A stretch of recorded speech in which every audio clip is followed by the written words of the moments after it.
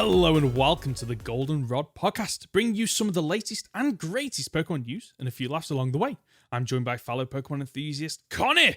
Before we begin, you can jump around the podcast by using the timestamps in the description below. So, Conor, how have we been since we recorded last week's episode? Doing pretty well, and I need to start this off with an apology, I think. Oh, hold on. We are in for podcast number 2, and we're already apologising. Okay, no, I'm apologising to you. Oh, to me? Why? Because when we started this and we came up with the idea of doing a podcast, I said, hey, is it possible that, we use our actual names in it? So yes. you just don't call me Fidget and I won't call you Hoenn, and then I spent all of last week calling you Hoenn. Oh, was it that noticeable? Well, to me it was, because I knew I'd done it, and obviously I listened to it back a bunch of times during the edit, but yeah, I'm sorry, buddy. I'll forgive you. It is strange though, because I just didn't cotton on to it, and I think part of the reason is because I've gone by Professor Hoenn for I think at least 2 years now, and I'm just used to people calling me Hoenn in the chat. It's just normal for me now, to the point where in my Discord a few people were like, "Wait, your name's Ben." I'm like, "How do you not? How is this like not a common thing?" I thought sometimes when I talk to myself when I'm like streaming on Twitch or playing YouTube content, and I'm just like, "Oh, come on, Ben," and I've just realized some people must be looking at me thinking, Who the heck's Ben? Who's he talking to? Who is this random person that you think's ruined your game for you? You know it's all you, right? They think I must have like 2 personalities or something. I'm Hoenn, and then I've just got like this voice in my head called Ben, who's apparently really bad at Pokemon. He just takes over every now and again. Yeah, it's you know what? I even play D&D with a bunch of people who came from YouTube, sort of part of the community and stuff like that. And even during that, they call me Fidget, and I'm like, I have a name, right? They're like, yeah, we're aware. We know. We just choose to call you Fidget. Like, that's great though, because I don't know about you, but at high school I never had a nickname. I was just Ben, and I never tried to force a nickname or anything like that. And it's taken me 30 odd years to get a nickname that sticks.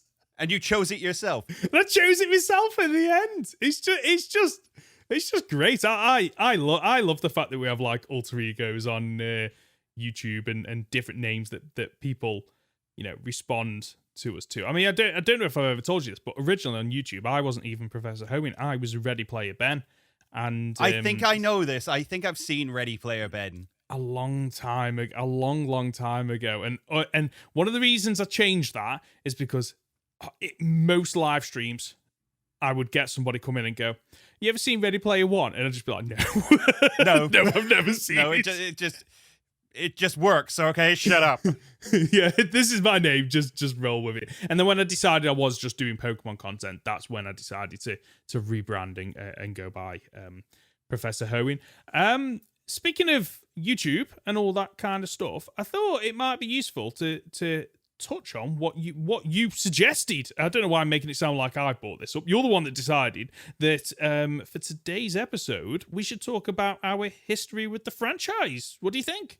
Well, yeah, because I think it's a very good way for our audience to get to know where we're coming from on a lot of this stuff. Because if I sit here and go, Gen 4 is the best, but only because of Heart Gold, Soul Silver, you need to know where my biases lie to fully unpack that statement. I agree with that, and there's I think this is going to be I think this is going to be more controversial than last week's when we both talk about why we dropped it, because we both at one point in our life dropped Pokemon, and it'll be interesting to see if people can guess, like based on our ages, like why we dropped it. We should probably tell people our ages. I think that'll help with some of the biases as well. Oh, you can start. Oh, I'm 33. You're 33. I'm only Did you not know this? Did you not know? I knew you were roughly around 30. I think most of us are, when I say us, I mean like the Kingdom Boys and a lot of the guys we have associated within this community are all around our 30s. This is like the age for Pokemon, I feel like. obviously when we were younger, when it first came out, it was for the children. But then the children have grown up into men, and they still like Pokemon. Like, it's almost like Pokemon is cool for people in their, early years, maybe teenage years, and then there's a gap. And then it's almost like, mid to late 20s, people almost cycle back to it in probably for nostalgia more than anything. Well, yes. I think a lot of the way the society is moving towards nerdy culture being more acceptable, the Marvel films have taken off, Star Wars is back, and things like that. It's okay to have these geeky little interests now. So Pokemon is almost thriving because of that, I feel. I can see that. I think my perspective as well is part of that, resurgence is because like me, I've got a daughter, and how many people around our age have kids who are now interested in Pokemon, and it's a way to bond with them and just go, you like Pokemon? I used to like Pokemon. And then you can go into, there's so many things. You can go into the anime, you can go into the video games, you can go into the cards, the plushies, all manner of different things. It's just a way to, communicate and bond with your children. It's great. Well, I mean, it's interesting you bring that up because I'm going to start at the very end of this story now. Like, why do I have a channel based on Pokemon? And it's because a lot of my friends' kids had reached an age where they started getting into this franchise. And they're like, oh, do you know this Pokemon? I'm like, yes, I know that Pokemon. Oh, really? Well, do you know this Pokemon? It's like, yes, I know that Pokemon. Oh, but what about this? I'm like, here's a very interesting, really specific fact about that Pokemon that's going to blow your tiny mind. Let me tell you about how Drifloon steals children away. Like, probably. How do you know that? It's like, how do I know that? Why is so much of my brain power dedicated to this one franchise? Huh. Yeah. I should probably utilize that somewhere along the line.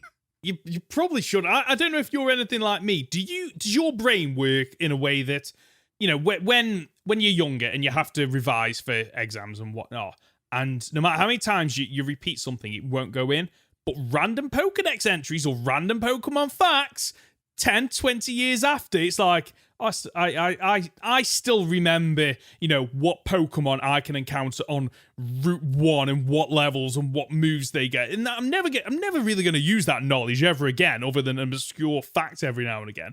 But, learning about different types of rocks and sites, I can't remember that. No. See, names is the one that gets me the most. Yes. I will meet people 3, 4, 5 times, and I've forgotten your name. I am sorry. It has escaped my brain. The filing cabinet at the back of my brain space does not hold that information. Pokemon, I could name you every single Pokemon if you showed me them. Oh, every single one of them. Oh, that's an idea for a video at some point. I think test our knowledge on Pokemon. I completely agree. It's something. Like, obviously, some of the Pokemon, it's a nostalgia thing. You do retain more knowledge from when you're a child because it just gets ingrained. I think, like, your brain has, it hasn't been used to its full capacity, so anything that goes in there is pretty much guaranteed to go to long-term memory. But, like, later Pokemon, to start with, I struggle with. But then something just clicks, and I don't know whether or not it's you get into almost like an understanding of why those Pokemon are called what they're called and the naming conventions that Game Freak uses, and you click in and you're able to, guess. I don't know if you've ever seen any of those videos where on YouTube it's like, I show my girlfriend, 20 Pokemon and she has to guess the names and she doesn't know anything about Pokemon. And even in them, sometimes the people get really close to what those Pokemon are called, or they come up with something nonsensical, but it kind of works because of the way that Pokemon kind of, mix certain words together to be able to, to be able to create a new Pokemon name. Does that make sense? They're all kind of puns or based on a Latin version of what the monster actually is. I don't know why Pyroar is the one that comes to my mind first and foremost. It's not even the most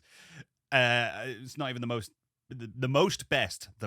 Good effort. The most best. Well it's done, not even yeah. the best example of that, but it is a good example of it because like the part, you know, is it pyre as in like a fire, like you have a pyre, and then roar obviously because it's a line, and then they just smash those words together, and it just works. Well, you have a fire pyre. You also have pyro, which is Pyro. fire. Oh, okay, right. I knew pyro from Final Fantasy, but I didn't know if it was like a real thing, so I don't want to put my foot in it. But... Pyro is in pyromaniac. Oh, what's that? Somebody who likes setting fire to things. Oh, okay. Oh, I know what one of them is. Yeah. So not by name. You have pyromania, which is I like setting fire to things, and pyrophilia, which is just I like fire. So if you've ever sat and just watched a fire go because it's pretty, you're pyrophilia. Yeah, you have pyrophilia. Oh, that's good. That's good. So there is. Oh, I'm one of them. There is something pretty about watching flames. It's ingrained in us. It goes back to caveman brain of ooh, pretty. So, touching on the subject, then, what was the first game you played? So the very first game I played was Pokemon Red. Right. Okay. I think I first got hold of... Well, we'll go even further back than that. What was your first instance of Pokemon? Oh, that is a good question. I want to say... I knew what my first game was. It was Pokemon Yellow, but what made me go, I want to get that? I knew I wanted that game, but I can't remember why I knew I wanted that game. And part of me thinks, is it? I don't know why. I think it was just that other people were talking about it at school, because this was when I was in primary school. So I was probably in, how old would I have been? I was probably year 4 or 5. So it would have been around 10, maybe 11, I think. Mm-hmm. And sounds about right. For the life of me, I can't remember why I wanted Pokemon. All I knew is that I wanted Pokemon Yellow. Me and my family on my birthday went to the shops. It was Comet. Do you remember Comet? Yes. The store. Yes. So I went there, and they didn't have Pokemon Yellow. All they had was Pokemon Red and Pokemon Blue. And I was determined I did not want these games. I wanted Pokemon Yellow. So I left the store without it. And then a couple of days later, I went up to my local city, my nearest city, and I managed to pick up Pokemon Yellow. But what drove me to get it, to play it, as a memory, I don't know. What about yourself? See, it just shows how much of an impact this series has had on my life. I remember the exact moment I first saw Pokemon. I was up in Scotland visiting my granny, and a bunch of my cousins were there, and they were flicking through the TV, and they went, "Oh, Pokemon's on!" And I was like, "What's Pokemon?"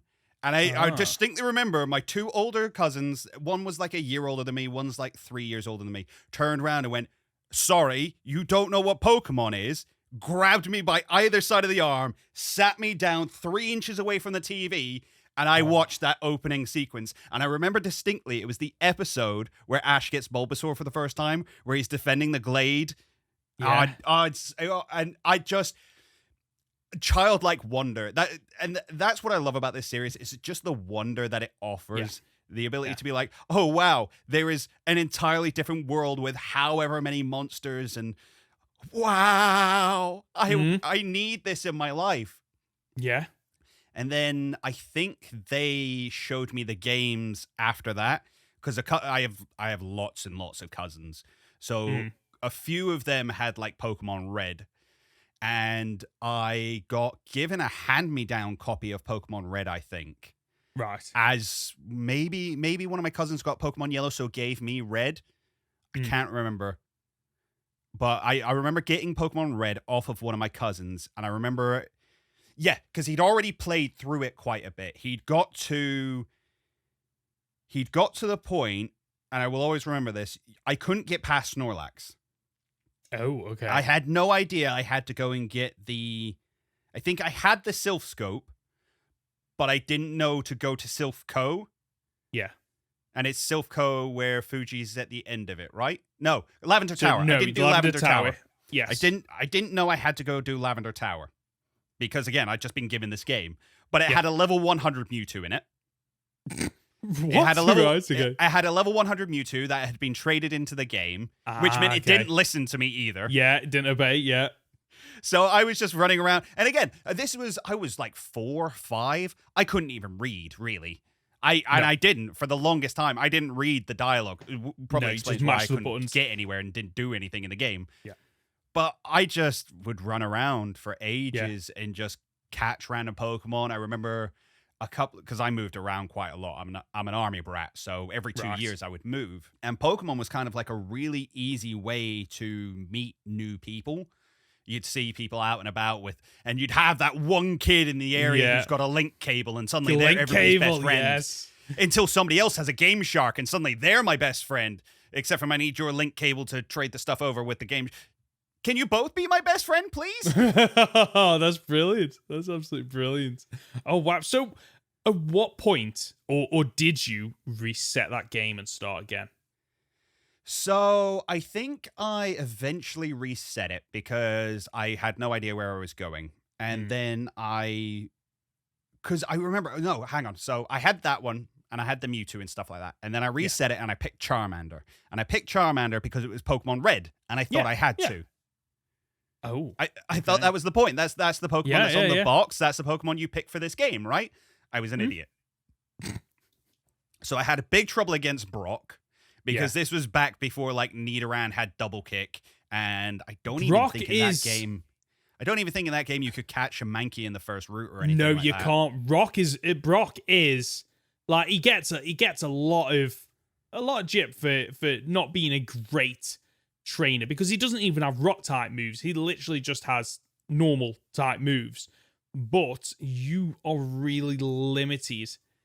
Yeah, your best bet's like Pokemon. A Butterfree, really. Yeah, but unless you choose, either of the other two starters, you're gonna struggle, especially that age and trying to figure out how to get past, his Pokemon with really good defenses. You are gonna struggle. Yeah. So I remember that, and I remember picking Charmander and struggling really hard against Brock, and then you get past Brock and you go up against Misty, and it's like, I've been done over again. Okay, great. Thanks for that. And I remember my cousin, different cousin, so all the cousins previously were on my dad's side, this cousin is on my mum's side, had Pokemon Blue. And he had an Ivysaur, and I was like, hang on, how did you get that? And he's like, well, I picked it. I was like, but you have to pick the one that's on your... Oh, you don't? Oh, okay. Oh. Well, I guess I'm restarting then. And I'm gonna pick the turtle. And I went through with a Squirtle, and I'm pretty sure it was a Blastoise by the time I fought Surge. Right. Okay. So did you solo it?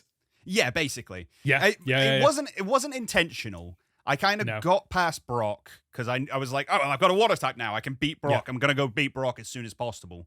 Then did Nugget Bridge, and then I was strong enough that I was kind of knocking everything out before I could catch it. And I remember the first thing I could catch was the low percentage Doug Trio in Diglett Cave. Oh, okay, yeah. Because I was running around there for ages because I was like, well, my water type is weak to these electric moves. I'm still dying all the time because, again, I was bad at the game, even with a Blastoise. Realistically, a Blastoise should beat Surge. If you got to level 30 by the time you're fighting Surge, you should win that fight. Yeah. But I wasn't. So I went to go try and catch a Diglett. I was wiping out all the Diglets because I was using all my water moves on them like an idiot. And then finally came up against a random Doug Trio that was like level 25. And my Pokemon was like level 30 odd. So it's like, oh, okay, great. There's a Pokemon that can actually survive a hit for me. And I soloed with those two for the longest time. Wow. Okay.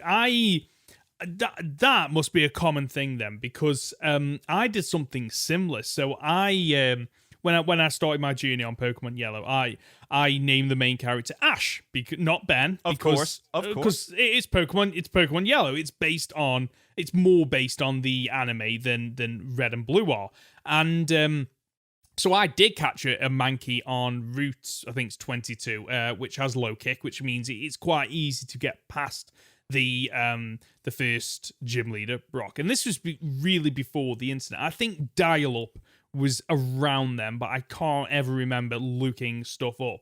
So I didn't 100% know really how you are meant to play the Pokemon game. Anyway, this Mankey, simply because of its attack stat, was just destroying everything, and I only really used it to the point where one of my memories is beating Sabrina with a Primeape. Just a Primeape, just running through her entire team, being about 30, maybe 40 levels above the remaining Pokemon in my team. Because I did have a team of 6. I had a team of 6, one of which was the Pikachu, and the Mankey was just absolutely running through. The Primeape at this point was running through absolutely everything. And I remember getting to Lorelei and also running through her with a Primeape, because obviously it's super effective against the ice types as well.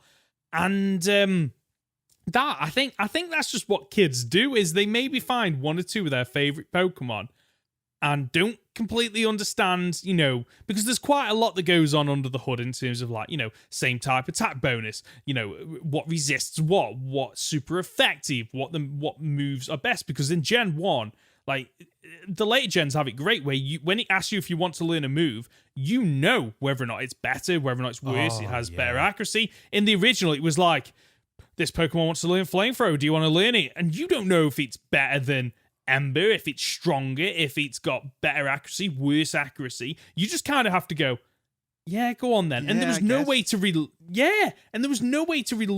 the moves either in the original gen. So once you've gotten rid of a move, it's gone. You're not getting it back in Gen 1. And I think a lot of kids probably made that mistake of, they didn't really understand what they were doing. They probably had one or two favorites and basically soloed with them and just played the game completely wrong, to be quite honest with you. Yeah, see, you're talking about the moves there. I will always remember running down to my dad. So that's how long ago this was. My dad still lived with us. And I turned around to him and was like, my Seaking wants to learn Flail. Is that a good move? He's like, I don't know. I'm like, well, is it better than Tackle? And he's like, well, a flail is a big thing that you swing around your head, and it does look. So yeah, I presume. And again, that's the kind of knowledge we had to go off of, because we had no other way of knowing. No, it sounds like it could be a good move. There's no way of me checking that. Oh, actually, it does more damage the less health you have. It doesn't tell me that anywhere. No.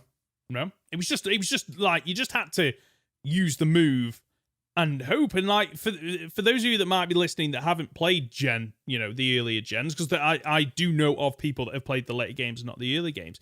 Gen 1 was a mess in terms of moves, mechanics, the way it worked.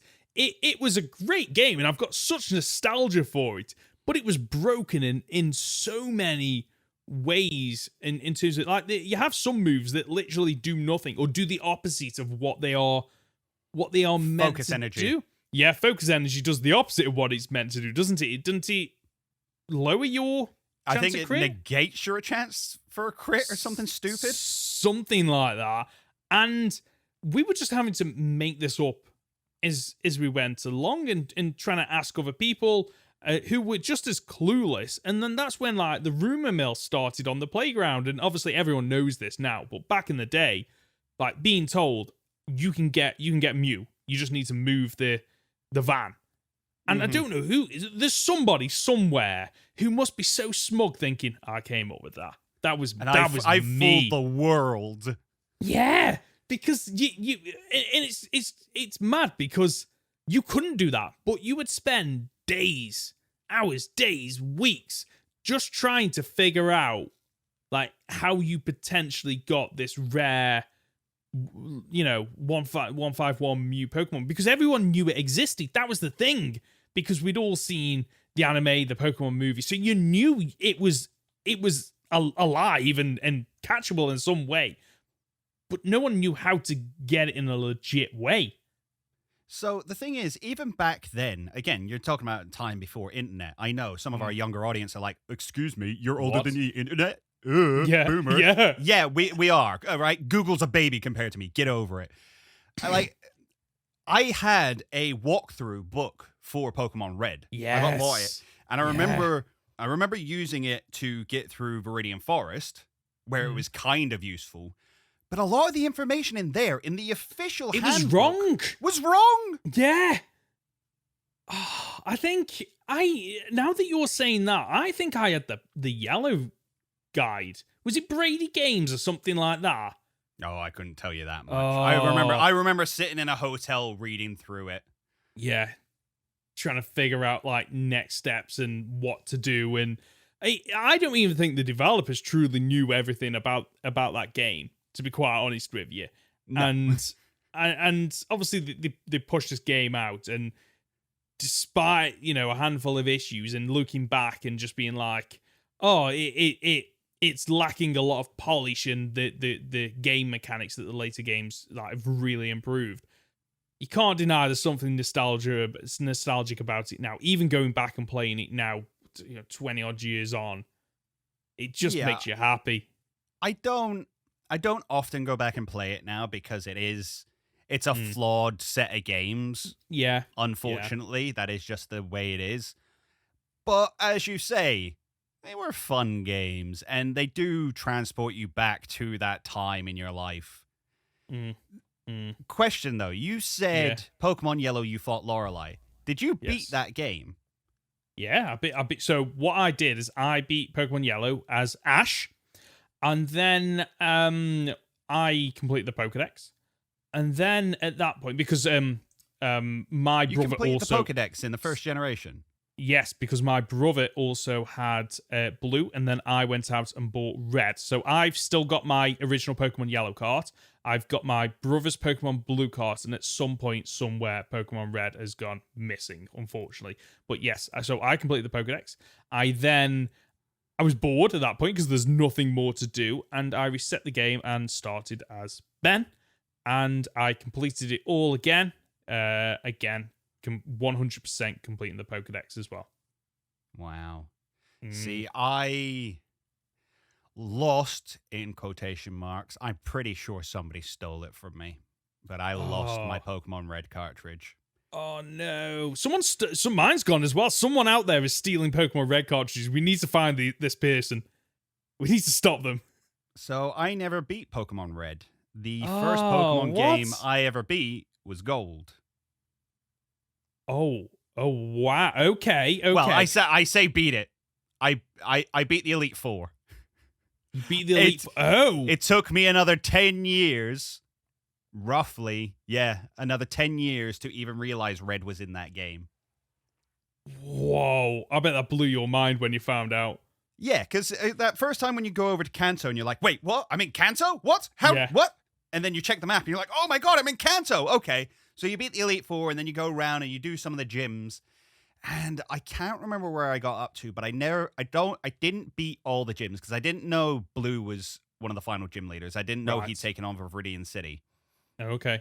And it wasn't until I first found out what an emulator was when I was in sixth form. Yes. And I was playing through Pokemon, probably Pokemon Crystal rather than, no, it would have been Pokemon Gold. I played through Pokemon Gold on my laptop in the sixth form common room, and I beat it, and I beat all the gym leaders, and I beat all the Kanto gym leaders, and then I got a thing of like, do you want to go to Mount Silver? I was like, all right, I guess. What's over in Mount? There's a fight with Red?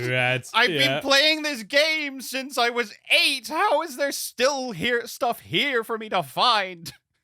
Pokemon Gold and Silver are just amazing. There's a reason they are held up as such a high standard for Pokemon games, because it is just one of those things where sequels are one of those concepts where I think not a lot of game companies get it right, but Gold and Silver took what was great about Red, Blue, and Yellow, tweaked it, adapted it, and then built on it.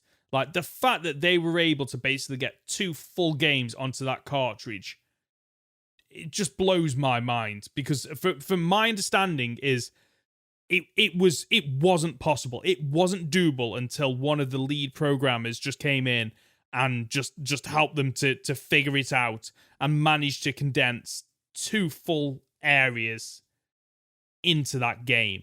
And it's weird because it sounds like you remember a lot about your playthrough of Gold and Silver. I don't remember a lot about mine. To the point where I can't even remember which of the games I had.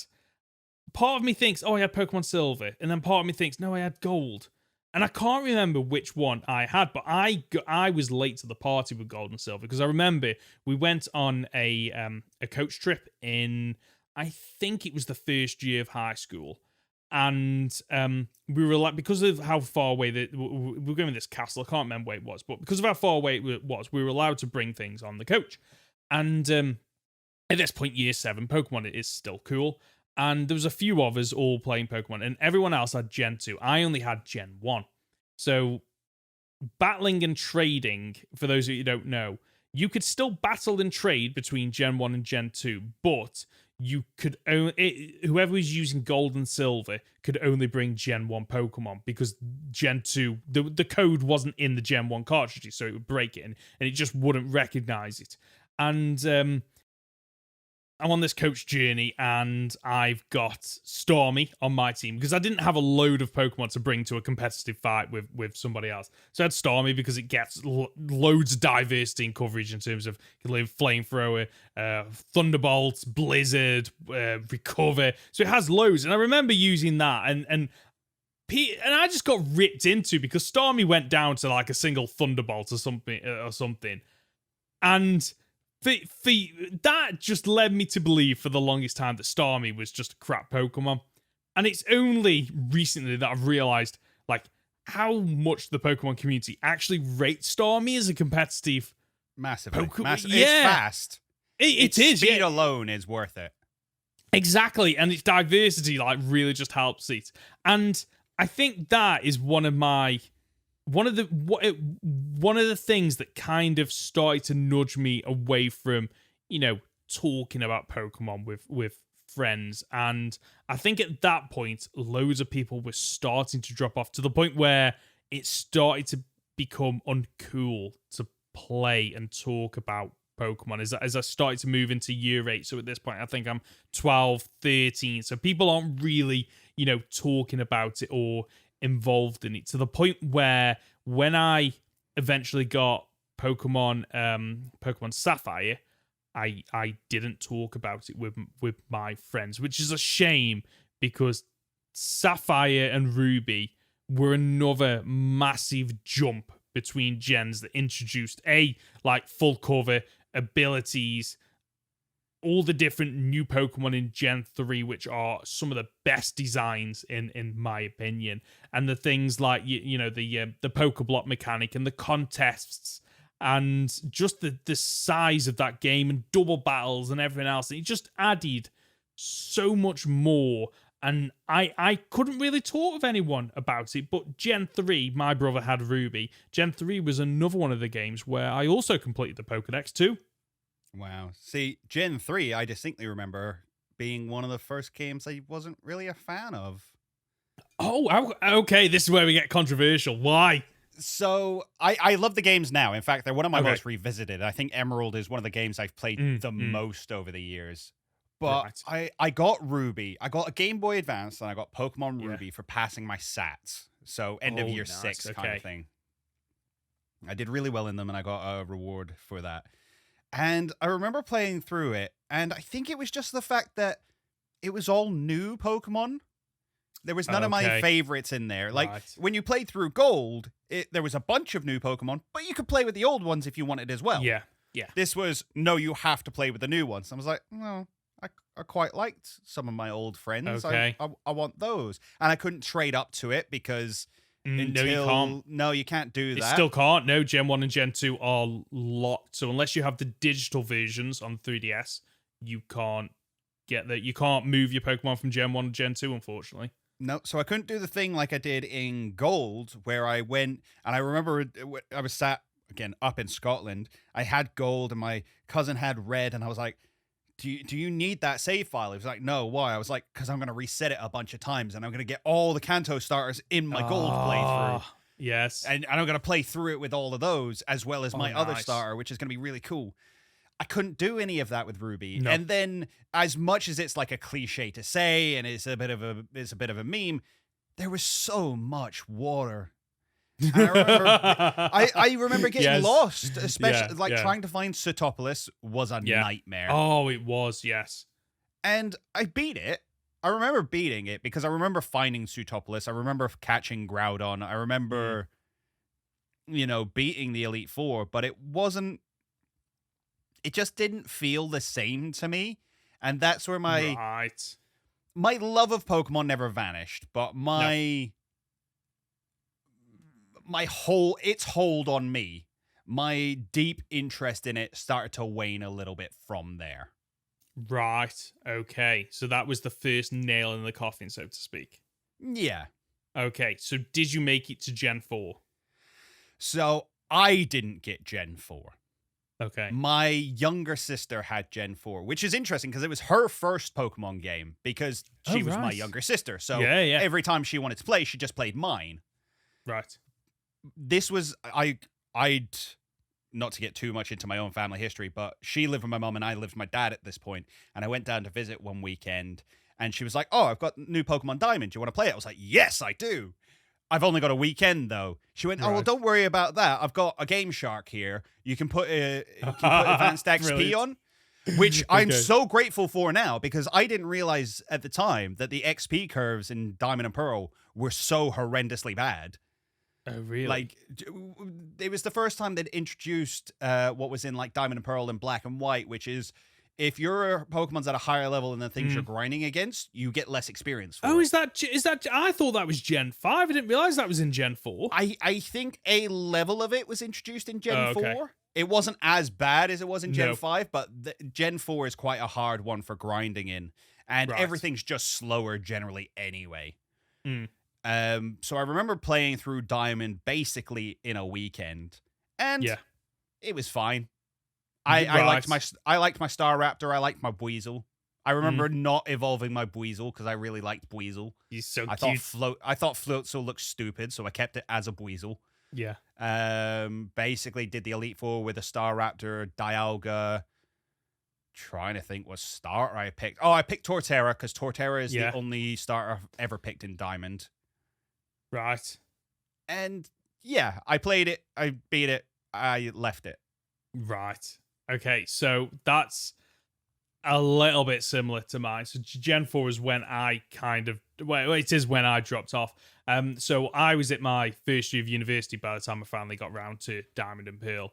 And I had Pearl. I took my... So when I first went to university, I didn't take any of my games consoles, with the exception of the DS. And the reason why is I didn't want to be that person at university who's like, "Oh, I'm just going to play games all the time and I don't socialize, don't make friends." And everyone else did the same thing. And within the first week of knowing one another, we were all like, "Yeah, let's go home and get our consoles." So that was like one of the first nails in the coffin for me, because at that point I stopped playing on the DS because I was like, well, I can play Halo and I can play Call of Duty with all my friends and on LAN and we can play that. And so for me, for Pokemon Pearl, I remember my starter. I got Chimchar. I got to Roark and I beat Roark with a Monferno, and then I put it down and I never picked it up, and I eventually sold it and I sold the DS, and I didn't go back to Pokemon for around, I think it was 8 years, but it might have been 9. And for me, what brought me back into it was I had, at this point, I'm in my working career. I'm an adult now. I have responsibilities, but I also have disposable income. And I remember seeing the adverts, or at least the promotion for they're remaking Omega Ruby and Alpha Sapphire. Oh, wow. Is that far? Yeah. And I remember seeing that and just thinking, I will play those games. I want to play those games. But first, I think I want to try and complete another Pokedex. So I got Pokemon X, and I got a 3DS, one of the big models 3DS, so I could see it in all its glory, and playing through Pokemon X, and I love that game. I have such nostalgia. It's like a set. It's probably the game that I'm most nostalgic for outside of Pokemon Y, because it's the one that got me back into it. So not only were there the new Pokemon and Pokemon X, but there's the Pokemon that I didn't get to see from Gen 4, and the Pokemon I didn't even know about from Gen 5. It had the Mega, so I was like, oh, I can Mega Evolve the Kanto starters, and then obviously you get to the first major city, and it's like, you can pick Charmander, Bulbasaur, Squirtle. I'm like, oh my god, this is like so nostalgic. And just playing through that game and just seeing the quality of life improvements that the 3DS brought with it, to the point where Pokemon X and Y, you could toggle on the 3D mode, and you throw your Pokeball and it's in the 3D space, and it just blew my mind. And that is what got me back into Pokemon, not into the YouTube side of things, but back into Pokemon. What about you? So I also dropped off pretty much immediately after Diamond. Again, sixth form, I would play some of the older ones for nostalgic sake on my laptop. I remember my friend having Pokemon White on his DS and would play it in form sometimes, and I'm like, right. And again, I mentioned it on last week's episode. I was 16, 17 at the time.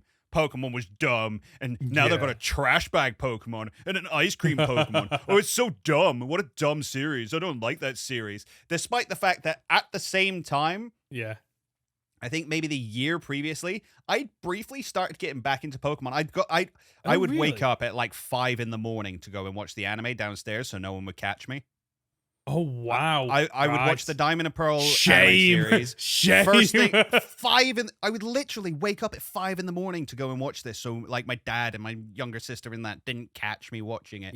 Because I didn't want to be that guy who's a teenager and watching Pokemon. It's dumb.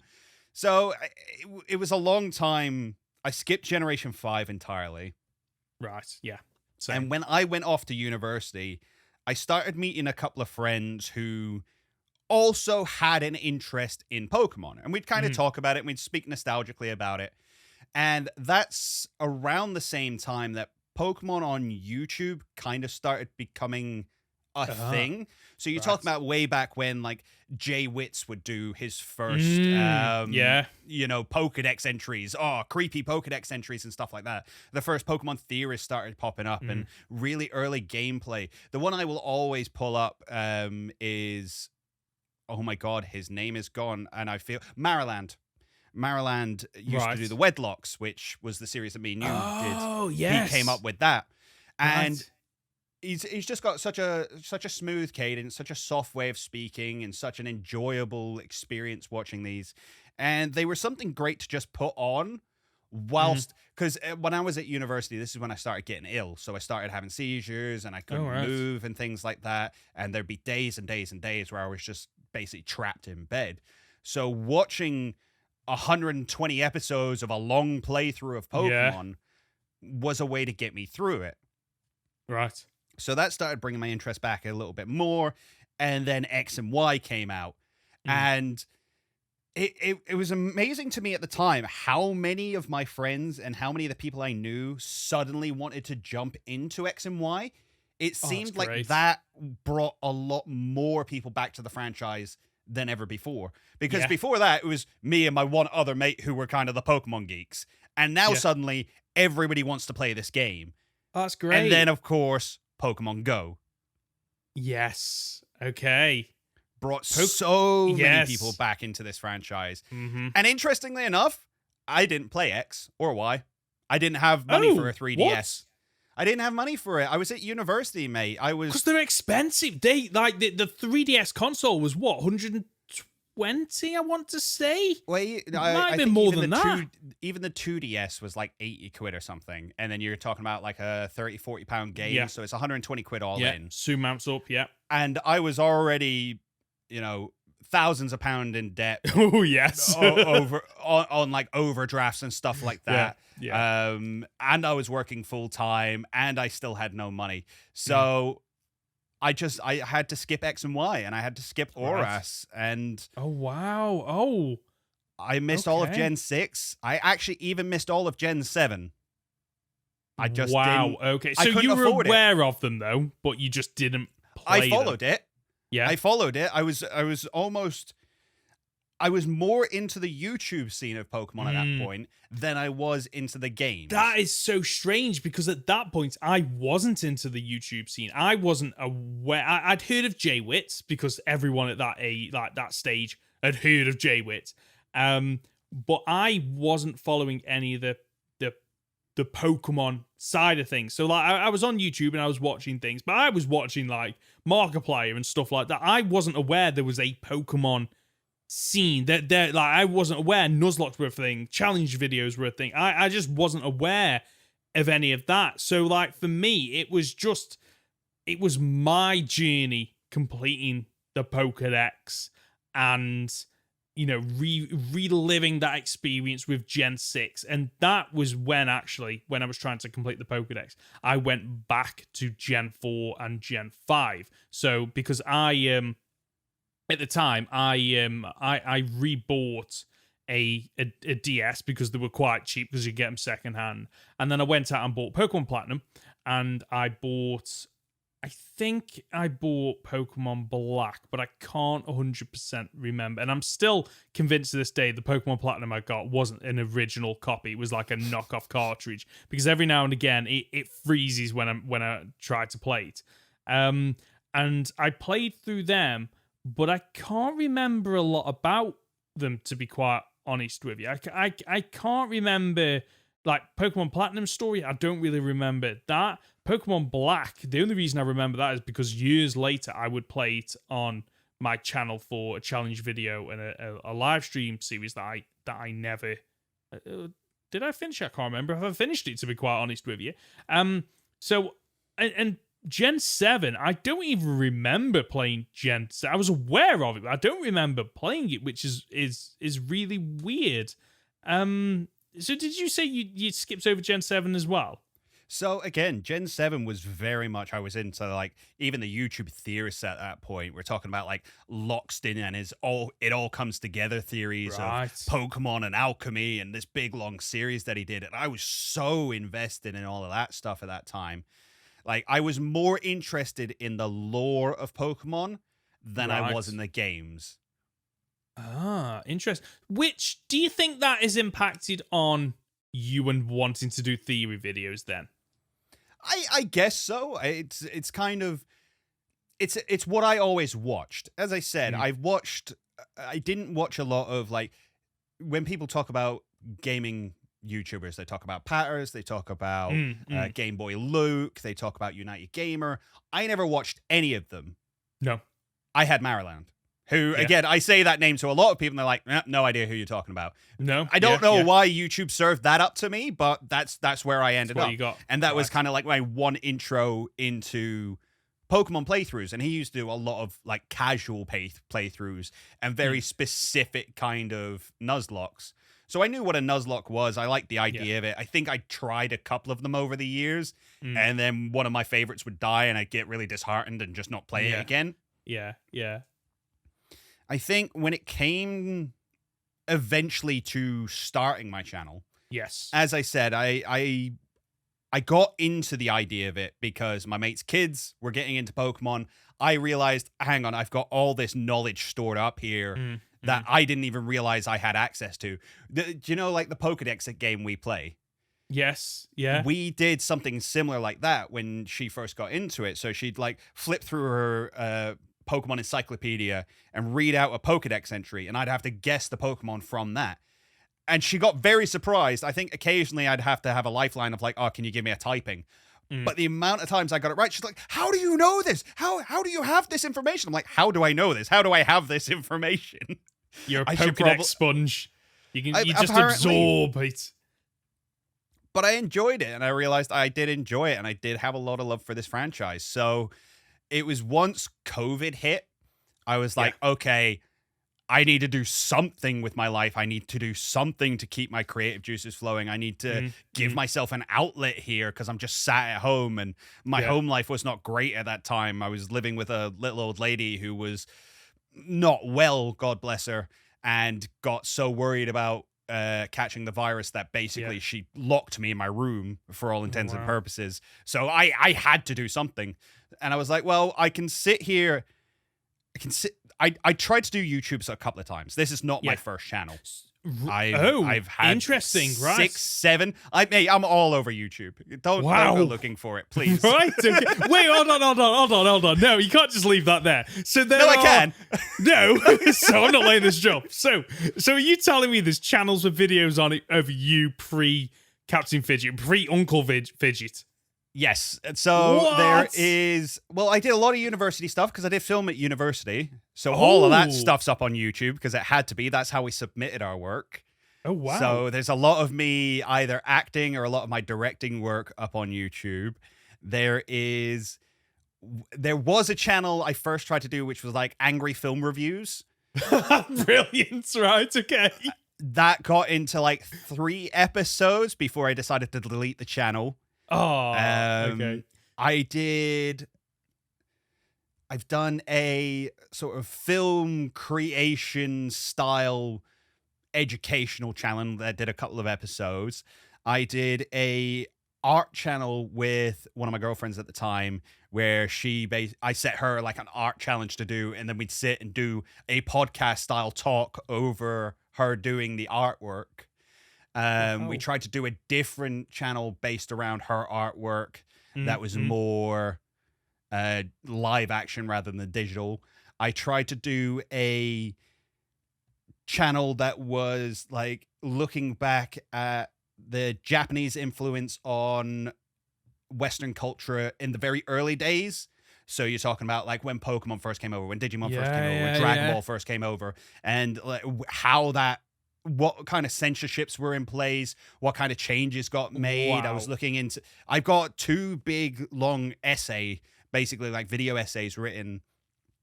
One's about Beyblade, and another one's about card... One's about Beyblade, and another one's about card captors. And I was really... I was doubting myself a lot. I wasn't happy with the kind of style of writing I was doing. It was taking me a lot of time to do all the research and stuff like that. But that's where my interest lay, was educating, was researching into things I actually have interest in, and then sharing that knowledge.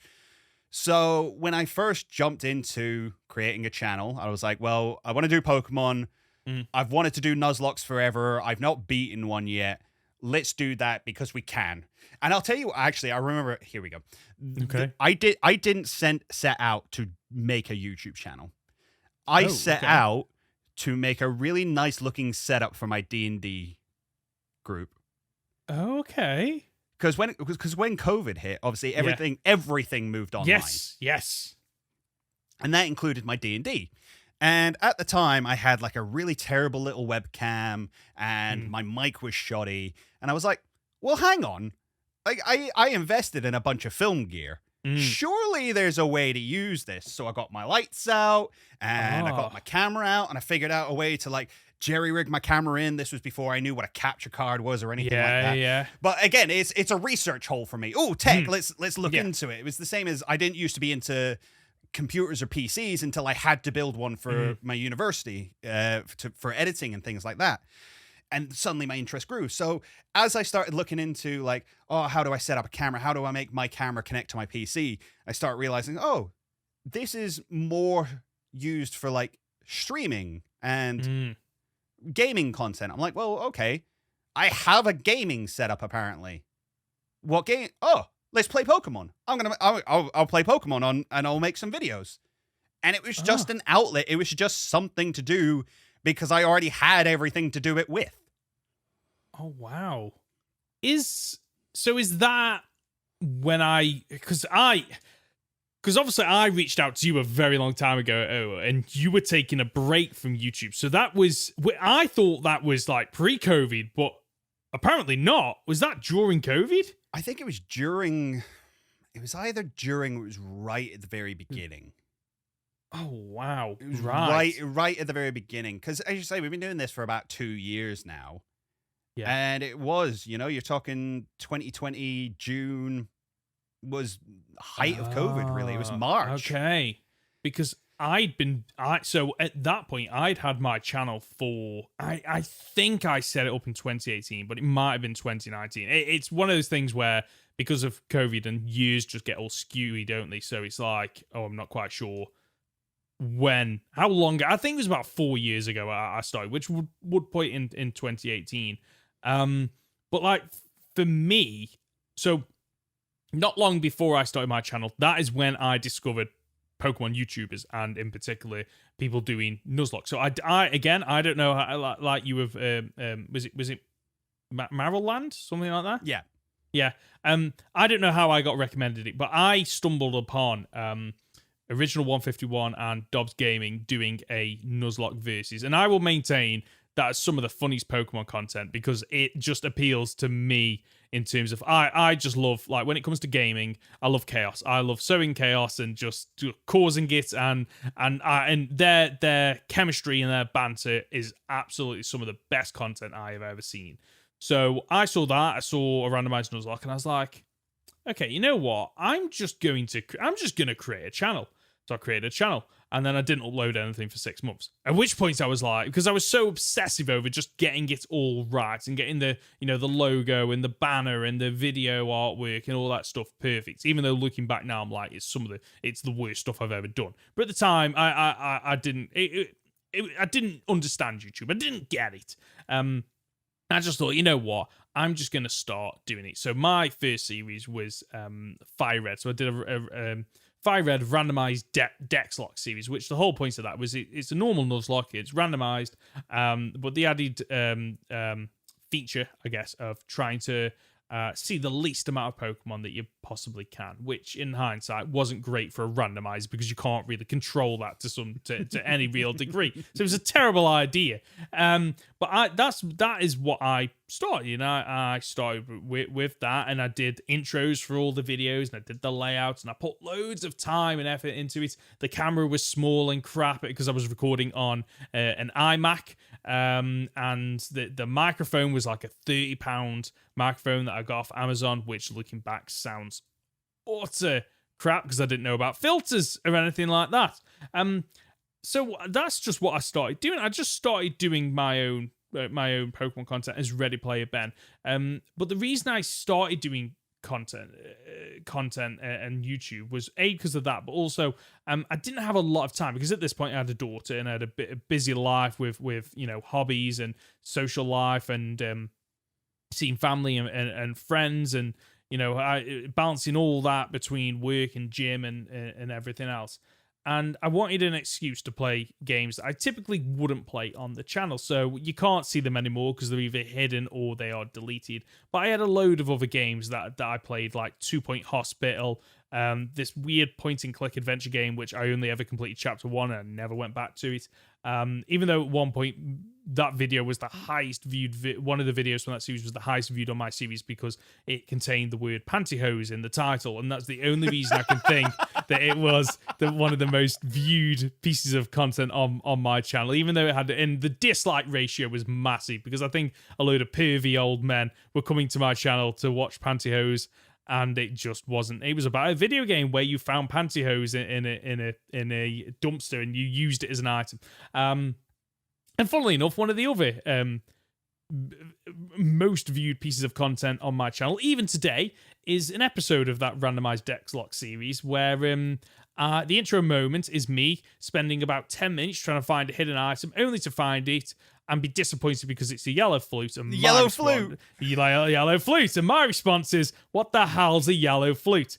And it's a great thumbnail. It's a great thumbnail on that video. Maybe that's what gets people then, because even now, most months, it will get a good, I don't know, 10, 15, 20 hours watch time. And that's not people watching it all the way through. I know that is people thinking it's a tutorial video on either where to find the yellow flute in Fire Red, what the yellow flute is for, because like people will click on it, watch the first minute, and then just like completely drop off. They just disappear, and the dislikes on that are also absolutely massive. But it's still one of my most viewed pieces of content on YouTube, despite the fact that I have had to change the title of it to make it clear that it's not a tutorial. I think the title of it now is "This is not a tutorial."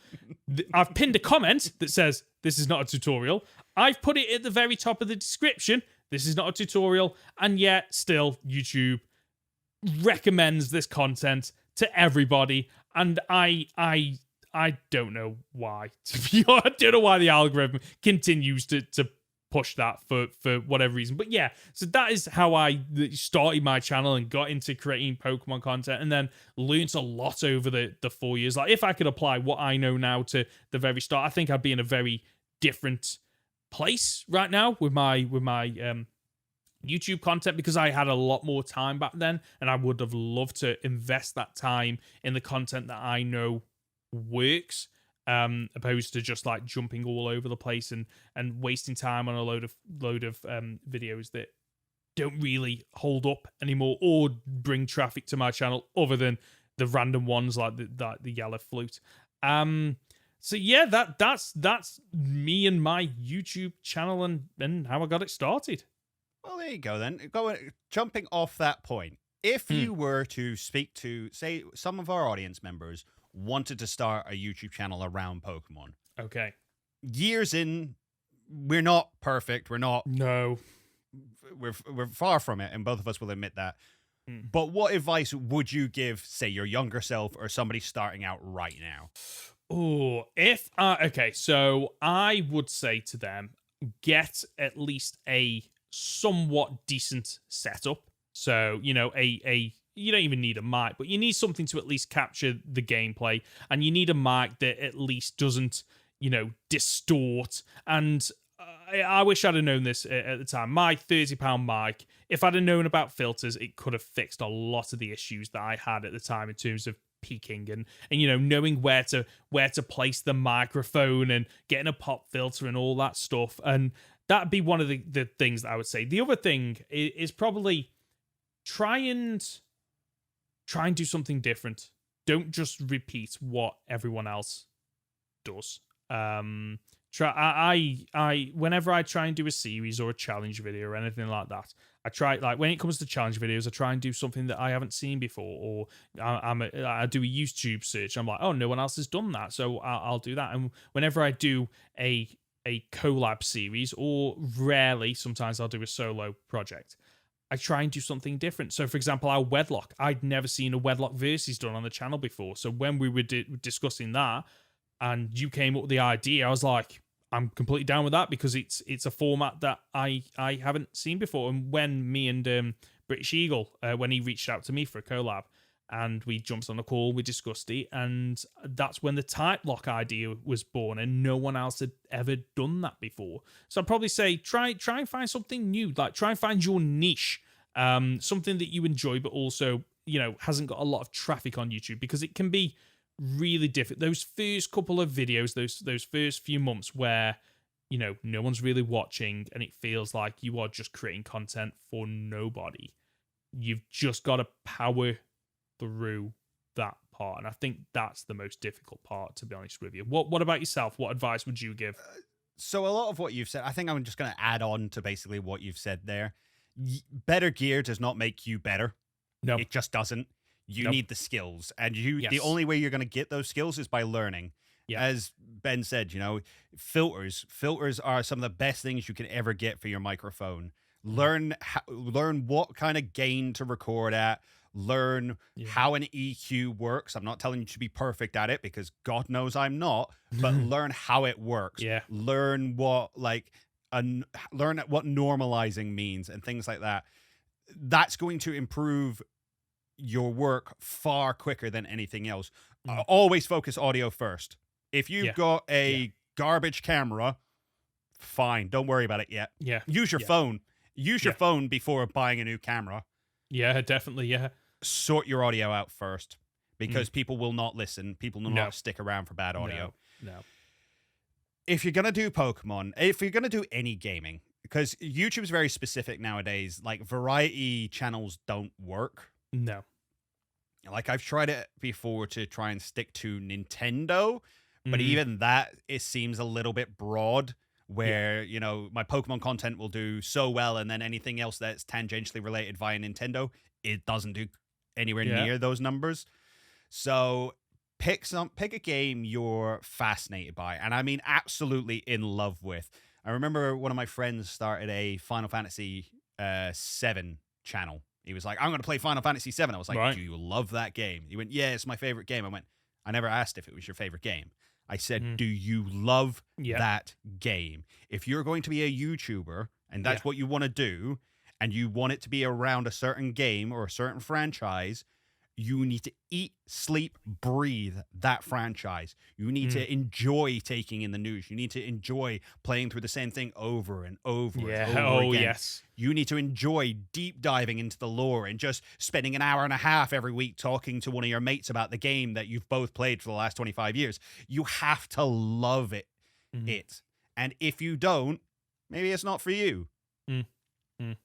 Because I'll tell you what, it will burn you out. Oh, It'll burn you out on that Yeah, it will. franchise. Yeah. If you're not head over heels with Pokemon, Mm. doing a Pokemon channel is gonna make you hate it. Yeah. I can understand that. There have been times where, and it's not even the Pokemon side of things for me. It's like, when YouTube, where you're not really growing as much. Like, you go through peaks and troughs in terms of growth and watch time. And there are times where you just think, is it worth it? And that for me has never been because of the Pokemon side, because I love it. I love the fact that I can, I have a social circle that watch me, and like I have a group of other Pokemon YouTubers that I can do collabs with. Like, that has never been the issue. It's always the YouTube side of things, which is really unforgiving. There seems to be no rhyme or reason. One video can do amazing, like the series starts on a high, and then the figures just drop, and you've got to be able to power through that. And in order to help with that, you need to be like fidget. Like Conor says, "Oh, now it's me. I need to apologize to you at the start of next podcast now." But as Conor says, you've got to just love what you are doing, and that will help you to power through. I mean, I'm a nerd for all this stuff. Like, we spoke before this episode about the fact that I've basically spent the last week and a half tearing my hair out to get my audio sounding exactly the way I want it. And that sounds like a bad time because I was stressed out. But it's like a roller coaster for me. It's that good kind of stress. Yeah. Oh no, there is such a thing as good stress. I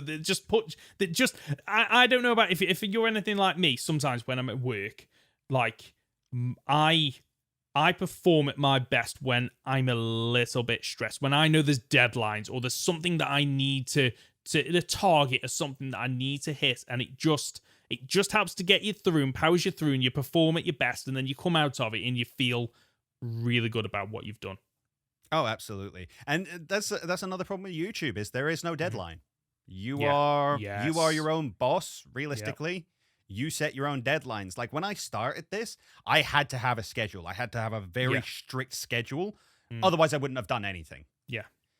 And back way when I started this, I went too far, too fast. Yes. And, you spoke earlier about the fact that when you first reached out to me about a collab and things like that, I was taking a break. I took 3 months off of YouTube, I think 2-3 months into starting it, simply because I was trying to do 2 playthroughs a week. So I had 3 episodes of Pokemon Emerald, 3 episodes of Pokemon Platinum, and was trying to do a challenge run that every week as well. And I just burnt out so quickly, because there's only so much one person can do. Yeah. Doesn't matter how much you love it. There's only so much one person can do.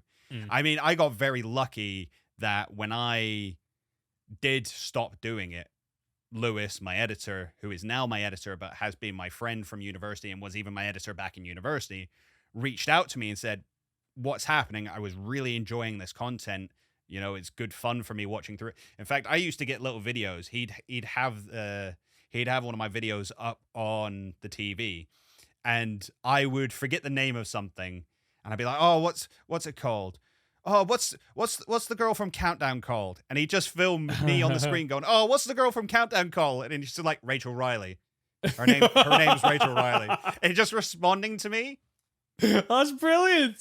So he was already invested, and he basically rang me up and he was like, would you come back if I did the editing for you? If I took a little bit of that stress off of you, would you come back to it? And that's where our kind of working relationship started. Wow. And he has been a big help and has elevated the channel far further than I could have ever got it on my own. Wow. Getting a good editor is difficult. It's not. Oh yes, massively.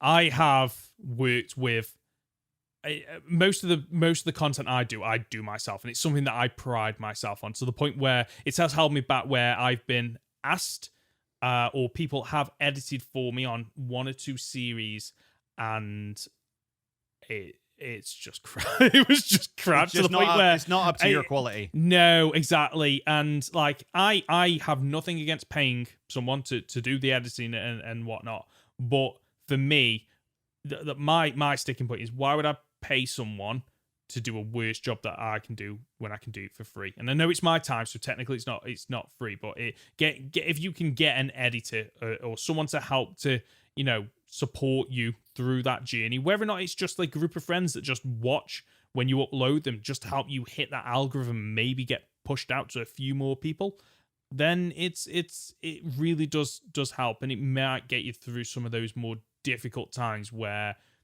the channel is, it isn't hitting people the way that you might want it to, and getting out there and getting the views and the watch time. One last thing, if I can add. One last thing. I'll let you. If you're going to create content that you would watch. Yes. So again, when I started, I was doing gaming. I'd never watched gaming. So a year and a half in, I realized I wasn't enjoying the content I was putting out anymore. And that's why I had to switch focus into something I actually would watch. And the channel has done better for it. Yeah. You are your own target audience. And when you're coming up with ideas, think, would I watch this? Would I be excited about seeing this? Mm-hmm. All right, I'm done now. You can move us on. Thank you. Well, that was a journey and a half. Speaking of journeys, have you watched Pokemon Journeys, the last 3 episodes? 2, 3, and 4. 2, 3, and 4? 2, 3, and 4. Thought we were doing 3. You told me to watch 2 and 3. Oh, have you not watched 4? No, you told me to watch 2 and 3. I said, are we watching 3 episodes this week? And you went, no, I haven't got time to do 3 episodes. I've done up till 3. So I watched my God. up till 3. I don't even remember saying that. Well, I watched... Would you like me to copy and paste it to you in the chat? No, I don't want to know. I'm okay. I don't want to be proven I've wrong. watched it before, though, so... Okay. So you might... So let's do 2 and 3, and then we'll figure it out from there, yeah? Yes. Okay, right. So episode 2 is Legend Go, Friends Go. So if you watch this week, then you're not relying on past memories. No. I watched this recently. Okay, so what did you think? What stood out to you? To me, this episode is very good for showing the wonder of Pokemon. Yes. I talked about it earlier that, the first time I ever saw Pokemon, my eyes widened and my childhood wonder was full. I just got it again. That moment where Lugia dives into the ocean and rips the whole water open and dives deep down, and they have the slow motion with the droplets and stuff like that. You see in Go's face exactly what was on my face. Yeah. I'm like, this world is so cool. It's so beautiful. The fact that we're only 2 episodes in and we're getting a legendary, I think, sets the tone. Like, there was a lot that kind of... Watching this episode, there was a lot that made me think, okay, I think I know where this season is kind of going, in terms of it's very different than the original anime. It feels a lot more like what I have seen of Sun and Moon, where it isn't a journey, so to speak. It is you've got your base of operations, and then from there he goes out to different parts of, you know, the different areas and whatnot, and it explores, and then he always returns back to the base. And I might be wrong. That's just the feeling I'm getting at this point. You know a lot further. That you've seen a lot further than me on this. But I think what I really liked about this is it felt very much like, okay, the games have developed and changed over time. And so the anime has also changed. Like the fact that like Lugia appears in a tornado over the ship, which is like, oh, that's a bit like how the eggs hatch in Pokemon Go. And then they literally say, oh, it's time for a raid battle, and like multiple trainers are all throwing their mons out in order to battle this Lugia. And it just shows, like, it kind of goes back to what I was saying last week about Mew and how OP that is. Like, Lugia is OP. It knocks away, I think I've got written down here, it knocks away 5 fully evolved Pokemon and barely just like it just swats them away. It's so they're really smart picks as well. They take a War Turtle with Ice Beam, Yeah. a Jolteon with an electric move, and a Gengar with his Ghost move, all of which are super effective. And Lugia's just like, what? Nah. What are you doing, idiot? Yeah, don't come at me. Just do not. Like it was just beautiful to see like these two characters on a journey and, you know, like bonding over this legendary Pokemon, and it just like, oh, it was absolutely just gorgeous. I have a question for you. You know when Lugia goes underwater with Go and Ash, and they're holding their breath. Do you do that? Do you do this as well when you're watching a movie or a TV or show or whatever? whether? You try and see if you can do it for as long as they can? Yes! You're just holding your breath like, can I do this? Do you do it too? Yeah, of course I do.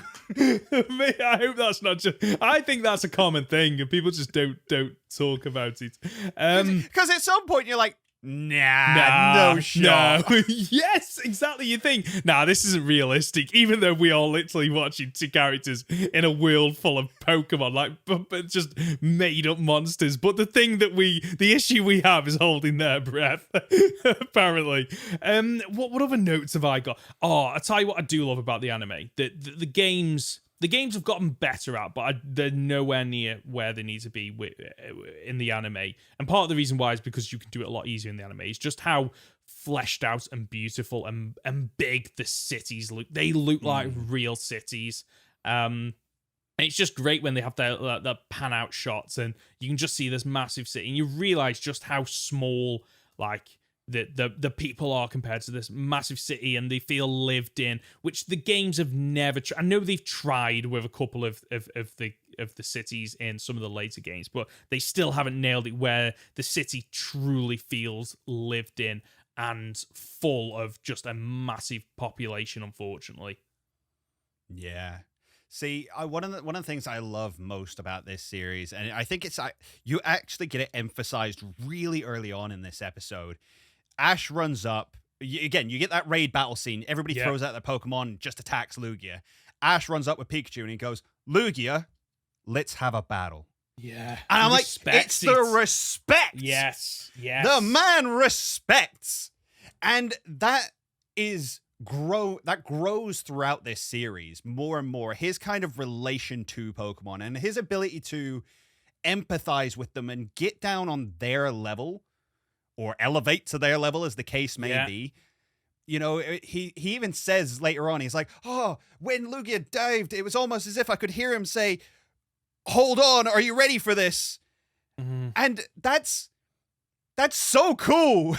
Yeah, it is. Just to see how far Ash has come in this, since the original anime, where, you know, he, like, I always remember in the first couple of episodes where, you know, he's trying to catch the Pidgeot and the Caterpie, and he's straight there, he's battling. Whereas this, he's gone through that, even though he hasn't aged, he's gone through this journey and learned about Pokemon and what it actually means to be a trainer. And one of the reasons why I've got a feeling he'll go quite far in this series is because of the like, say, the respect that he gives to Pokemon. And in return, the Pokemon in his team will respect him and perform even more better for it. Well, they do something beautiful in this. They haven't reset him.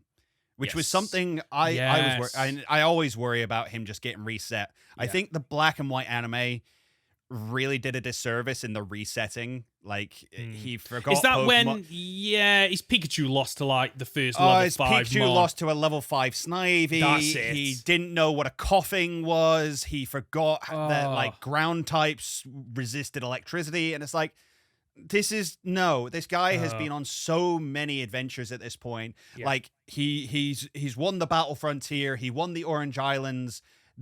He shouldn't be this dumb. No. And coming into this one, he's of course won the Alolan League. Yes. And they're like, okay, he's a champion, and Yeah. he's going to act like a champion. Yeah, he's a child, and he's hot-headed, and he's very forward, but he is a champion. Yeah. And that's why I like Go so much, because Go allows Ash to be. Yes. He's almost a Go like Brock was to Ash. Yeah, I can see that. Yeah. He is like that fountain of knowledge who just understands Pokemon a little bit. Like Go's a little bit more book smart. He's read a lot. He knows the theory, but Ash just gets it on a deeper level. He gets it on an emotional level. Yeah. And that's why I like his character so much in this series. I love that point. And by the way, I've kind of got a note that ties into this. But so Go's book smart, as you said. Go has homework apparently. So does that imply that children drop out of school in order to go on an adventure?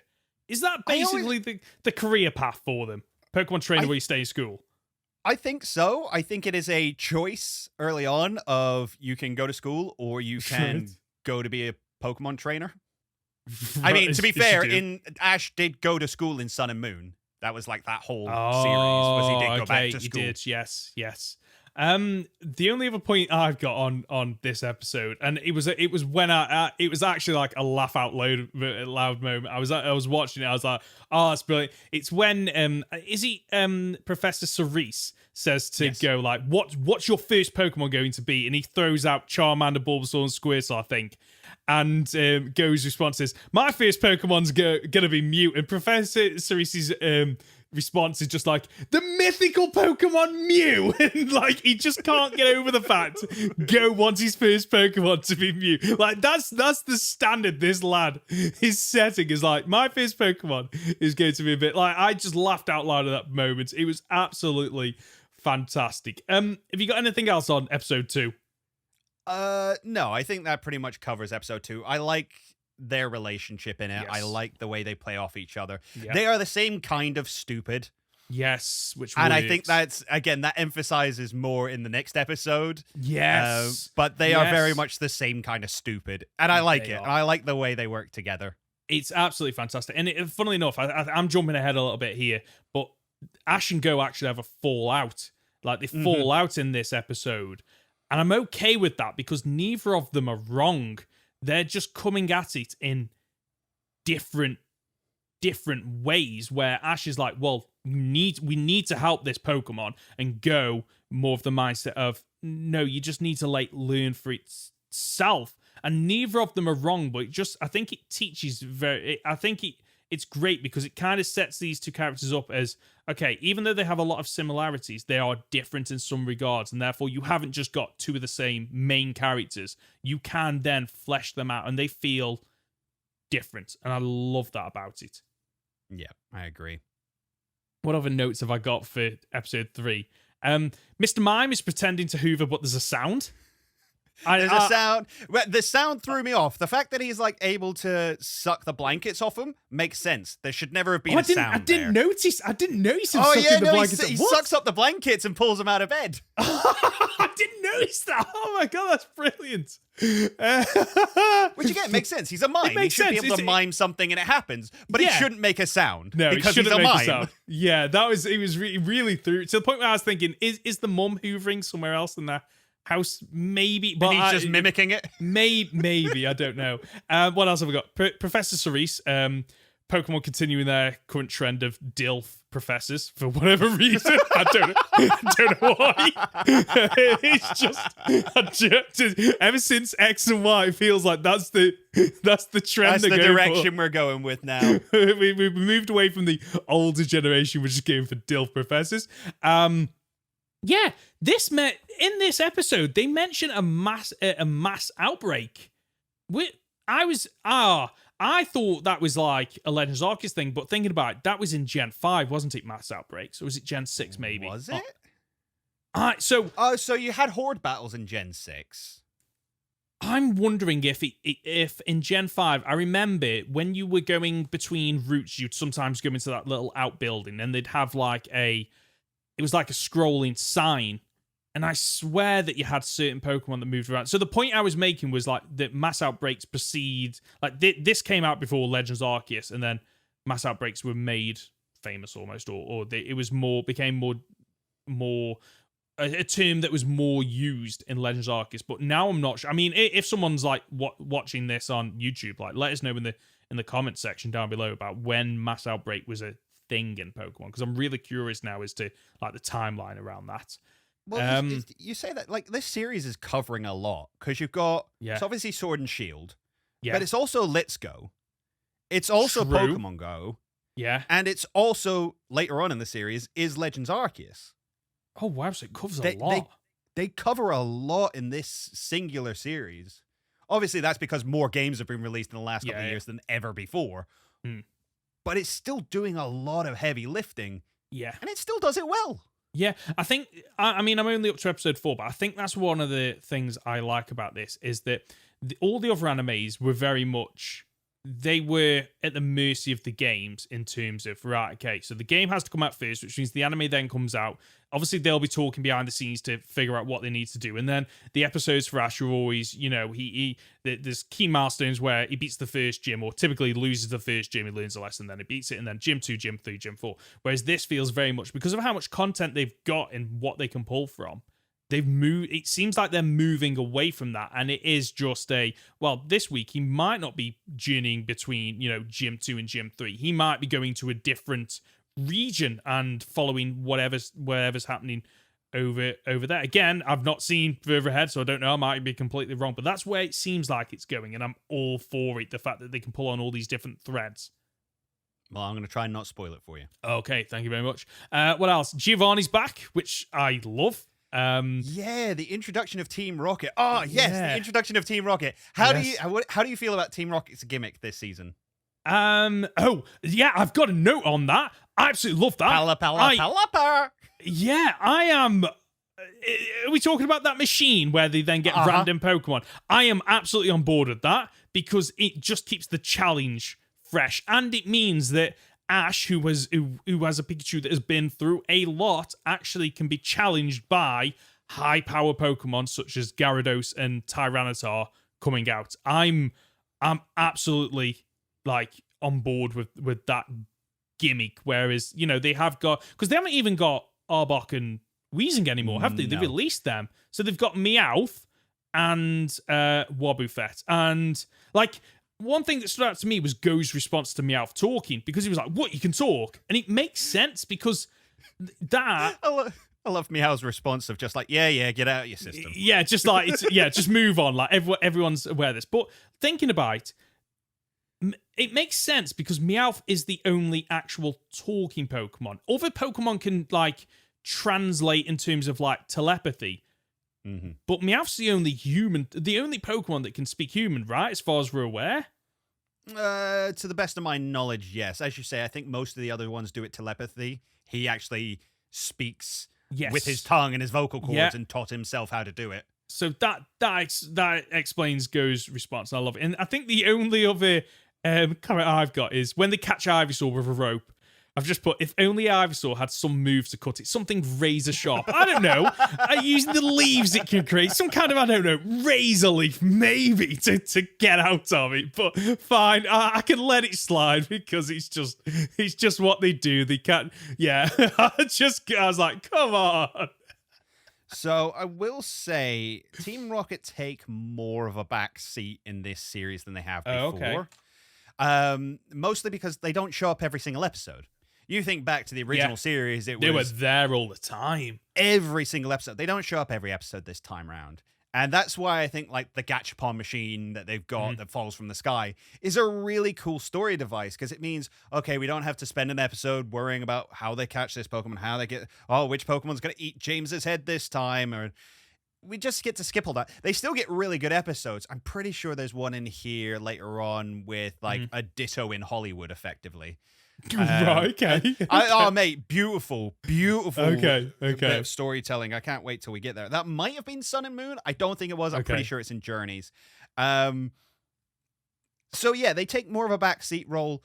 I'm okay with it. They're series staples, but they can be overplayed. Yeah. A lot of the same kind of gimmick. So it feels like they're keeping them fresh, reusing them, but reusing them in a different way. So I'm all on board for that. That's all I've got for episode 3. I have got notes on episode 4. Can you remember episode 4? What's episode 4 called? Settling the Score Bunny. So it's Score Bunny working with the Nickit to steal. Okay, yeah, food. where he's all covered in soot. That's the one. So so this is their first step into Galar, right? Yes, that's one of the notes I've got. Like 4 episodes in, and we're finally getting to the Galar region. Yeah, it's because it's usually Ash jumps off a plane episode 1. Yes, and he's there, and he's off, and he's got his new Pokemon and everything. I love the fact that it seems to be a lot slower, and it doesn't seem to be good. Do you think it feels slow?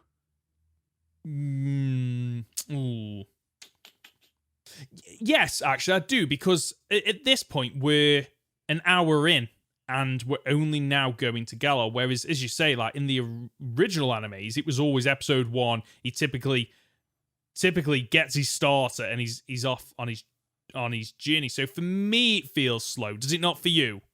I mean, no, but again, I really enjoyed the meandering that was Sun and Moon, where it's just like, it was more slice of life is the wrong term for it, but it's the closest one I have right now, where it's like, there's no goal here. Yeah, he was doing an on-island challenge, but that's not the goal of what we're doing. We're just having some fun, and it's more episodic. Yes. Rather than serialized.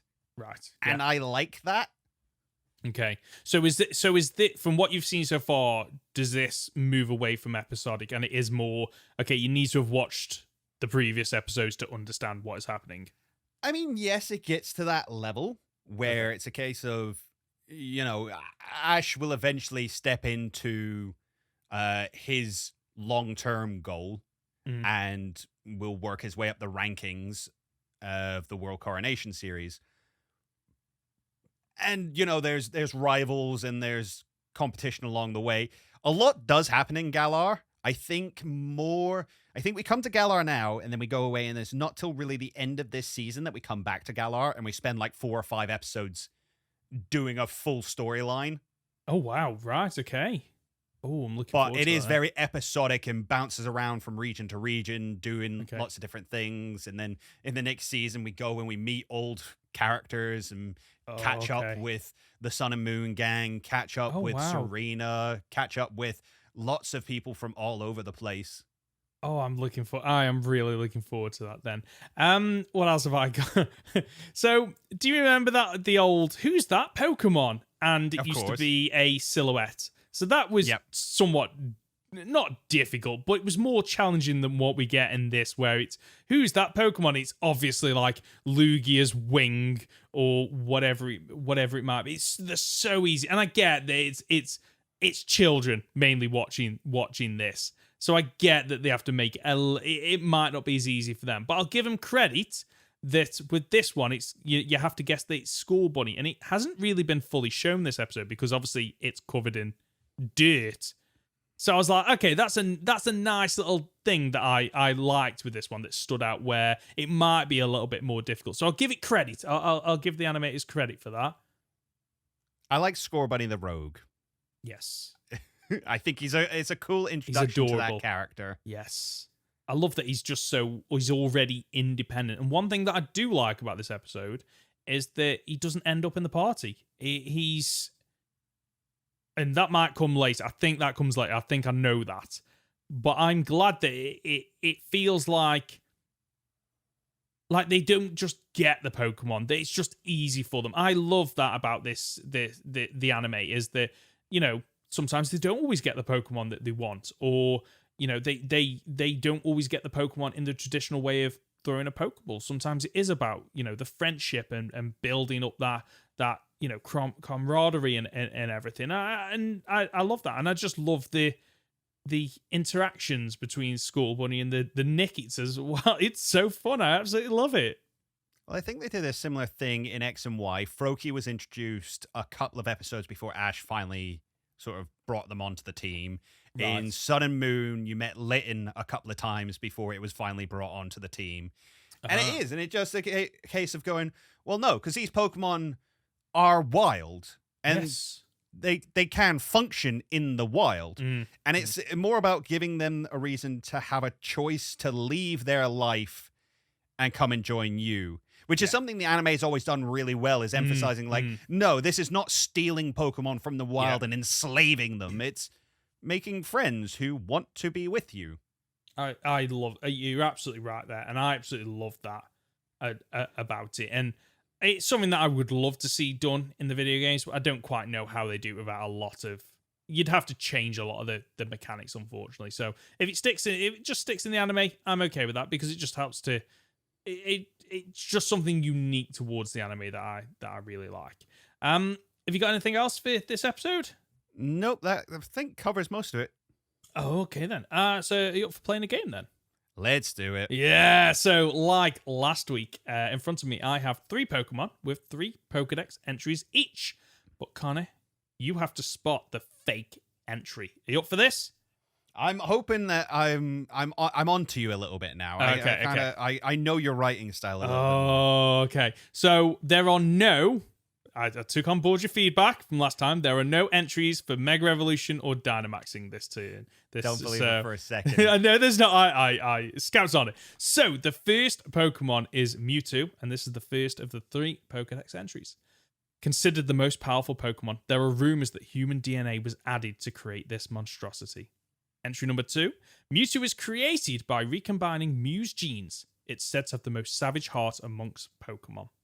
And the third and final one, it was created by a scientist after years of horrific gene splicing and DNA engineering experiments. So I'm sorry to say that I did an entire video on the origin of Mewtwo, read every single one of the Pokedex entries, and know full well that in the games it is not specified that human DNA is added. The only time that's ever brought up is in the manga, where it's Blaine's DNA that gets mixed in with Mewtwo's. So it's the first one that's wrong. Well done. Ding, ding, ding. You have got 1 point. I thought you might get... like, when I started pulling that one together, and I was like, I think you've mentioned about Mewtwo in the past. And that was the video I sent over a clip for, wasn't it? The Let's Go. Yes, it was. Okay, right, okay. So I should have known better. Right, okay. Well, I can bring this one back with number 2. It is Arceus. So, the first entry. It is described in mythology as the Pokemon that shaped the universe with its 1,000 arms. The second one. It is the ultimate fountain of power which shines across Hisui. Its light can create or destroy anything. And finally, according to the legends of Sinnoh, this Pokemon emerged from an egg and shaped all there is in the world. Right, so I know the egg one, and I know the 1,000 arms. So the second one? Yeah, you're right. Well done. I was hoping I could, maybe throw you off because it is a recent Pokedex entry. You mentioned Hisui, and you did for a minute. I was like, wait, hang on, I've not read the Hisui Dex entry. Oh, yes. No. Okay, well done. Yeah, that's... so can you go for the hat trick? So the final one, keeping on theme, it's Rayquaza. So, Rayquaza lived for hundreds of millions of years in the Earth's ozone layer, never descending to the ground. This Pokemon appears to feed on water and particles in the atmosphere. Number 2, it flies forever through the ozone layer, consuming meteoroids for sustenance. The many meteoroids in its body provide the energy it needs to Mega Evolve. And the final one, on rare occasions, this Pokemon can be seen around the Sky Pillar in the Hoenn region. What causes this Pokemon to descend from the ozone is unknown. Oh, you cheeky so-and-so. I was like... Yeah, I see that you've included the ozone in every single one there. Okay, yes. Nice. So the second one is true. The one about it eating meteorites and stuff like that. I don't think it... Okay, I'm gonna go with the first one, and it's not because I don't think there's water in the ozone layer. Okay. So number one's actually a correct Pokedex entry. So I don't know if it's the third one. Yeah, it's descending. Yes. So at no point in any of its Pokedex entries does it mention Sky Pillar, or in fact the Hoenn region, as far as I'm aware. So I'm glad that I managed to prevent you from scoring a hat trick. But 2 out of 3, not bad. It's better than last week. Better than last week. Let's see if you can. Let's see if you can get all 3 next week. I might have to bring back the. If ever you do get 3 out of 3, I might have to bring back the Mega Evolutions again at some point. You heard it here first. If I ever do too well, Ben will just cheat me. yeah. If anyone's ever watched the videos on my channel, the Guess the Pokemon Game by the Savage Review, the scoring just doesn't make any sense. I'll just make it up as I go along. You can get them all right and still end up with like 5 points. Yeah, that sounds about right. So, are you ready for some letters and comments? Let's do it. Okay, so our first question this week, it comes courtesy of Amber, who commented on our video version of the podcast, which you can find on YouTube. So if you are over there listening right now, consider leaving a comment. So they ask, why are grass types the best? Why are grass types the best? Okay, you're going with a little bit of a leading question there, suggesting that grass types even are the best. They are the best because Chikorita's in that line, so... Right, okay, so you think it's... I'm biased. See, I think electric types are the best. They're not my favorite, but I think they are the best. So... That one weakness goes far. It really does. It really does. So unless you are, what's the Pokemon that has Levitate? There's an electric Pokemon that has Levitate, and it's pure electric. That's the one. So it has no weaknesses. Mm-hmm. So you've got that one. What do we mean by the best though? Because up until probably Gen 6, Dragon was the best, right? It had on average the best stats. It had the most legendary and mythical Pokemon. Fairy type wasn't introduced, so I'd argue up until that point that was probably the best typing. I mean, yes, the stat argument's a bit of a difficult one when it comes to Dragon, just because so many legends and pseudo-legends are Dragon type, more so than anything else. It skews it massively. I think arguably nowadays you're talking about Fairy is one of the best. Yes. Steel is arguably one of the best. Gotten a lot more use since Fairy came out, simply because obviously Steel up until Gen 6, it was always one of those nice to have as a secondary typing, but you'd never really, if you could drop Steel, you wouldn't really think about it, would you? It added some defensive, just because of how defensive it was always a good stat to have, like a typing to have, but it also brought a load of weaknesses with it as well, unfortunately. But, introducing Fairy, which was great addition from Gen 6 onwards. So I think just from our 2 answers, we've established that grass types are, in fact, not the best, unfortunately. I'll rephrase the question then. Which is your favorite grass type? Okay, so obviously it'd be the Chikorita line, but I'm going to remove that from the equation, otherwise it's well, hang on, which of the Chikorita line?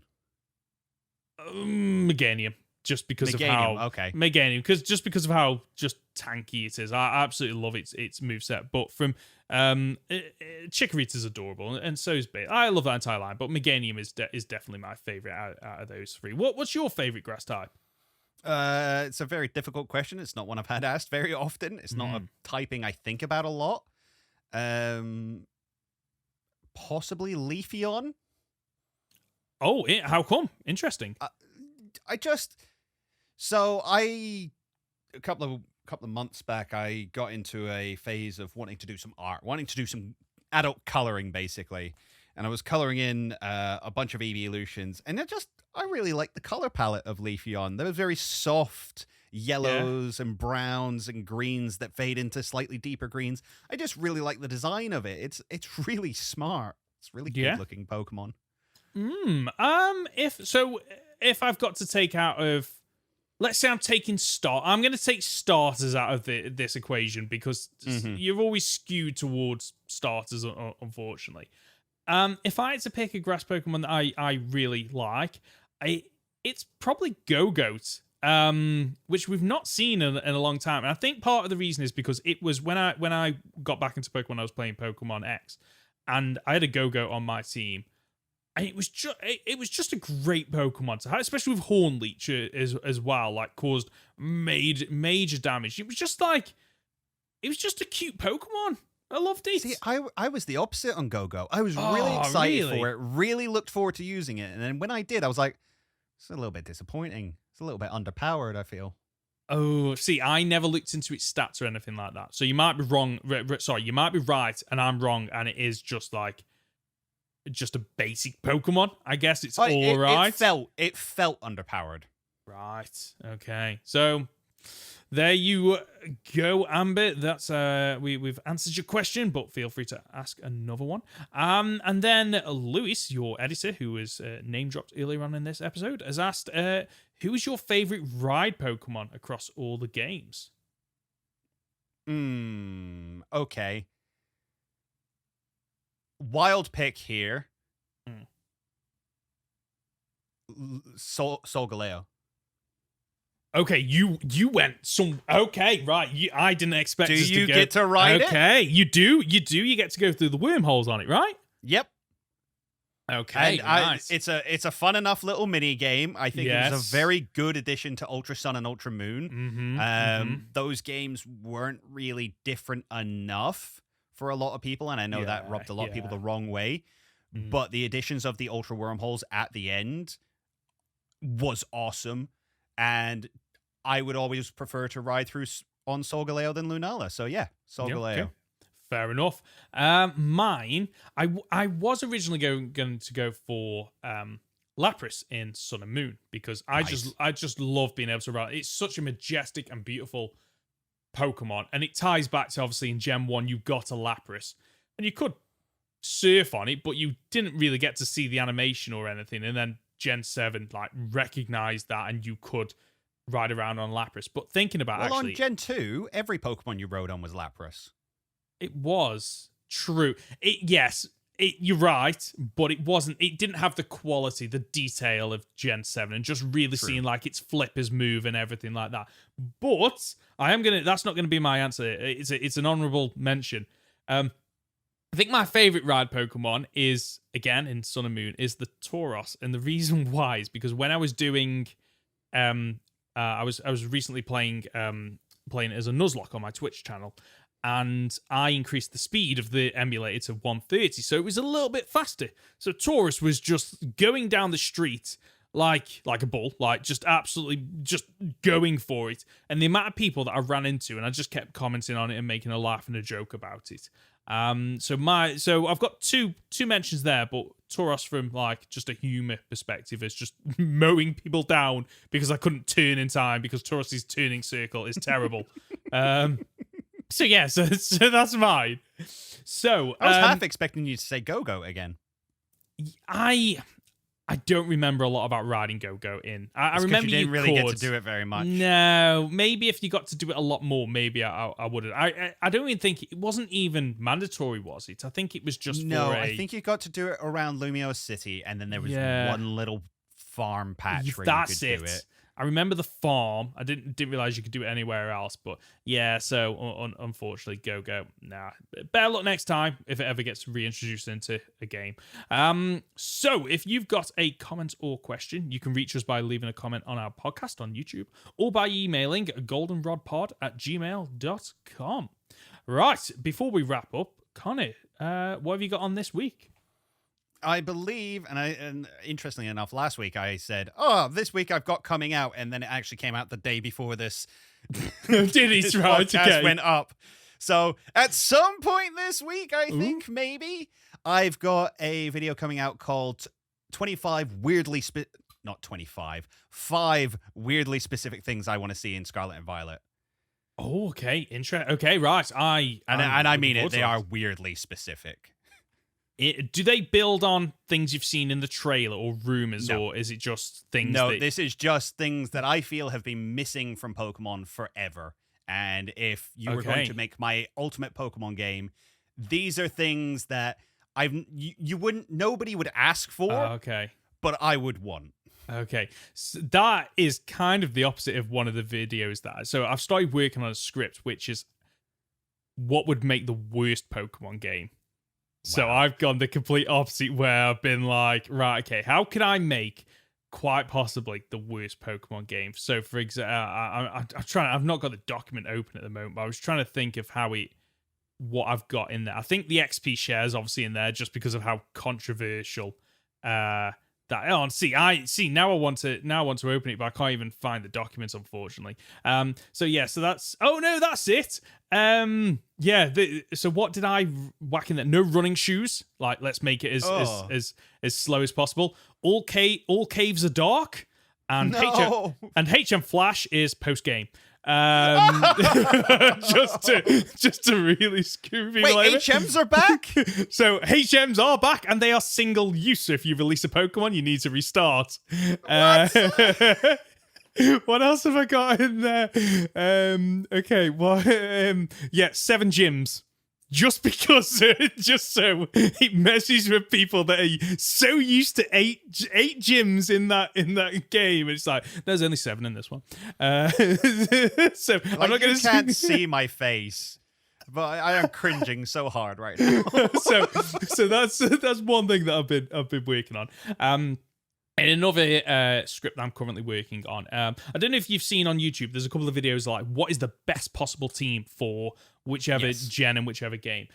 So I kind of worked my way back and said, well, what's the worst possible team? And I got a little bit hung up on that. So what I'm doing is instead, I'm going to do shorter videos of what's the worst possible team for a gym. So the first one I've started working on is Brock and what's the worst possible team. And it's based on, well, you're allowed 6 Pokemon, but obviously up until Brock, there's only a certain number of Pokemon. So it's looking at like their stats, their levels, what moves they learn. So what is the most difficult? What is the worst team to make that battle as difficult, if not impossible? And then what I'm eventually going to do is, once I've got a couple of those videos out, is then on Twitch, do a playthrough and try to beat the gym leaders with the said teams and just hacking the mons and just try and see if I can actually do it. So I've pretty much finished the script for the first one, because they're going to be shorter. Like they're going to be different from my channel, because the challenge videos take forever, whereas these, I think I can, pretty much write a script and record it and probably edit it within a day, maybe 2 days. So I should be able to get them out a lot sooner than the challenge videos. It is my plan. So hopefully you'll see that in the next week or 2. Okay, that's the show for this week. If you've gotten this far, you're just top dollar, aren't you? I don't know why I say that. It was in the script from last week. It's staying in. Staying in for now. You know why it was in there? Because originally we were going to have someone else on the podcast, weren't we? Who was an American. So that's why it's in there. And so I need to change it to you're just top stealing now, but it just doesn't have the same effect, does it? Dollar. I like it. That's your outro. Roll with it. There we go. We're going to roll with it. So, Conor, where can we find you? You can find me on my YouTube channel at Captain Fidget, or on Twitter at CapFidget. Perfect. And I'm Ben, and you can find me as Professor Hoenn on Twitter, YouTube, and Twitch. As for the Goldenrod Podcast, you can find us on all the usual platforms. Search for Goldenrod Podcast on YouTube or on your usual podcast app. We've now got that working, so we're now on Spotify and Apple Podcast, and I'm going to get onto some of the more niche ones as soon as possible. We see you, our American audience. We know you use Deezer. Deezer, right? Okay, I will look into that one this afternoon. Well, this evening. If you're watching on YouTube, please remember to leave a like. It really does help. Or if you are listening to us on your podcast platform, leave a 5-star review. And you know what? Leave something humorous in there so we can read it out on a future episode. We'll be back next Friday, right? Next Friday for another week of Pokemon podcast content. See ya!